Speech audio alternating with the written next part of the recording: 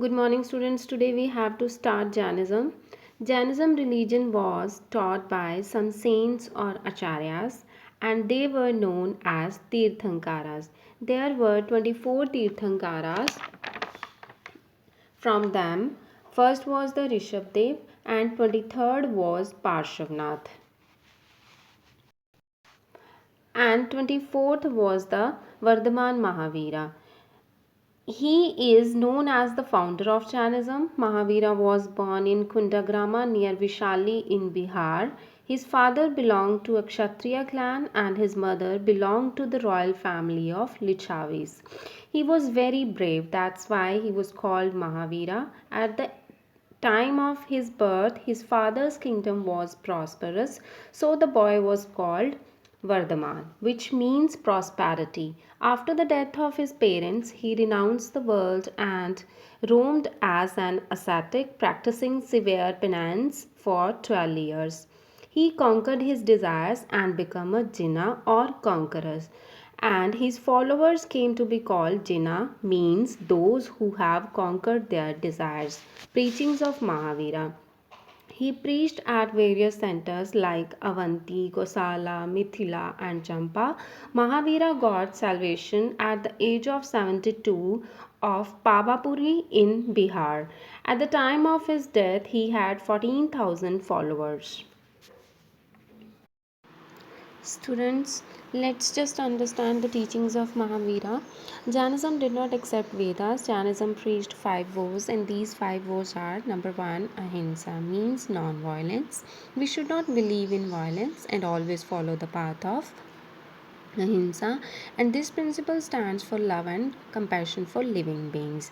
This is said by the Mahavira. Second one is acharya or asatya, means non stealing, means not steal money from someone's pocket. And the third one is the satya, means not telling a lie, means a Jainism should not tell lie to anyone. Third is aparigraha, means not possessing property, means they should not buy any kind of properties, or they should not have interest in the materialistic approach. And the fourth one is brahmacharya, means practicing chastity. They should follow the path of brahmacharya, or they should not get married, we can say like this. Next is non-injury to living beings, especially to human, animals, plants, and insects, is important in Jain philosophy. Means they believe that they should not injure any of the things, either they are humans, animals, plants, or insects. According to Mahavira, violence is of three kinds. What he thought that that violence is of three kinds, means when you physically hit someone, or you physically kill someone, or you cause any kind of injury or pain to someone, this is called physical violence. And what is violence in words or harsh language, this is the second point, means if you are using abusive language for someone, this is also one kind of violence. And the third one is mental violence, like ill will towards other, means you are thinking bad for someone, this also comes under violence. So these are the five vows which a Jain follower has to follow. Second is nine truths. Besides the five vows and other general doctrines of Jainism, Jains are expected to have the knowledge of the nine truths. And these nine truths are Jiva, Ajiva, Punya, Pap, Asharv, Sanvar, Bandha, and Nirjara. According to the Jain philosophy, the knowledge of these nine truths is essential, and if you want to get renunciation, this is the shortest way to get salvation. Now, doctrines and teachings of Jainism. First is Three Ratnas. Mahavira preached that the ultimate goal of man is to attain freedom from worldly bonds or to attain moksha, and it can be obtained by following the three jewels. And these three jewels are right faith, right knowledge, and right conduct. These three jewels inspire a true Jain to have faith in the 24 Tirthankaras who guide men and women across the river of existence to acquire knowledge from their sermons and to lead a good life. Second is the karma. The Jains believed in the karma theory of Hinduism and that one should be responsible for one's own karma or actions. Good deeds alone liberate a man from the cycle of life and death. Means your karma should always be right, and whatever we'll do to someone, this is definitely going to come back to us. Next is equality. Mahavira laid stress on equality between men and men as well as between men and women. He preached universal brotherhood, means all the persons who are living in a society, we all are brothers. He considered all men equal irrespective of their caste or creed. Maybe if someone belongs to a high class or a low class, but all the men are equal. Mahavira believed that the virtuous deeds could achieve ultimate salvation or nirvana.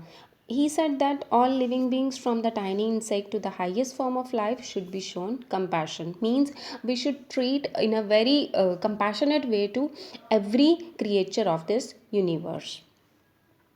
Eternal soul. Mahavira believed in the immortality of the soul. Means when a person dies, only his body dies, but not the soul. Salvation. Like the Hindus, Jains believed in moksha or freedom from the cycle of births and rebirths. And this can be achieved only by leading an austere life based on non-violence and self-denial.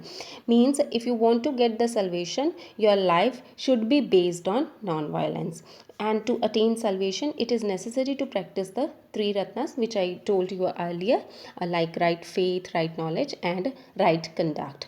Belief in penance. Jains believed in very hard penance. They believed that to die of starvation, called santhara, was considered a virtue, and Jains lay so much stress on severe penance.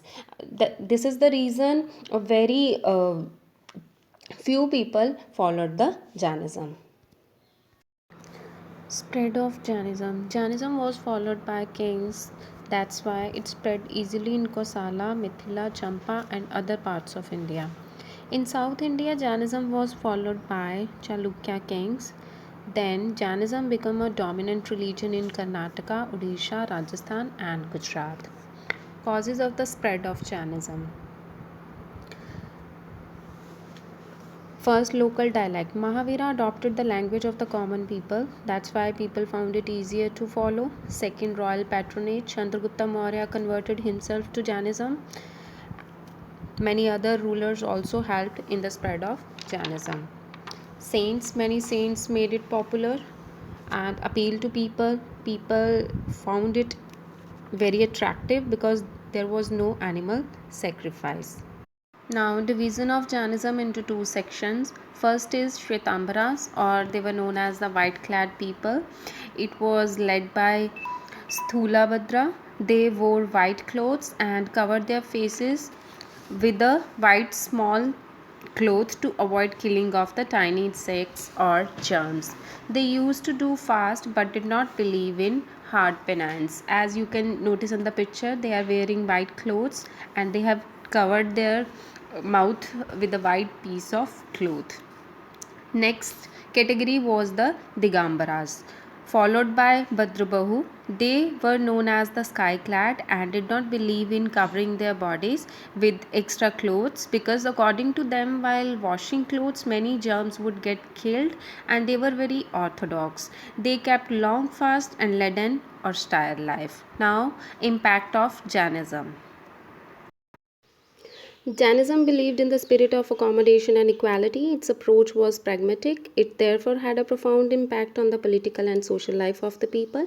Political impact, in accordance, or you can say in early stages, its success was more remarkable than that of Buddhism. However, it was mainly the Kshatriyas who took this to new faith. As a result, they lost their warlike instincts because Kshatriyas believed to do the wars, and with the Jainism, they stopped doing all these kinds of wars, and it is one of the reason why Jains did not try to build any political empire of their own. Social and religious impact. Jainism discarded the system of casteism, shunned rituals, and encouraged social services. Language and literature, Jain scholars have made an important contribution in literary field. The Jain texts were written in Prakrit. At some places, these texts were also written in the local languages. They were finally compiled in the 6th century AD at Vallabhi in Gujarat. Art and architecture, Jains constructed temples and monasteries. Jain relics are found in Khandagiri and Udaygiri caves in Odisha. Jain constructed hundreds of dharamshalas, opened several orphanages, and supported many charitable institutions. These were the impact of Jainism. Now, what were the reasons for the decline of Jainism? The following factors were responsible for the decline of Jainism.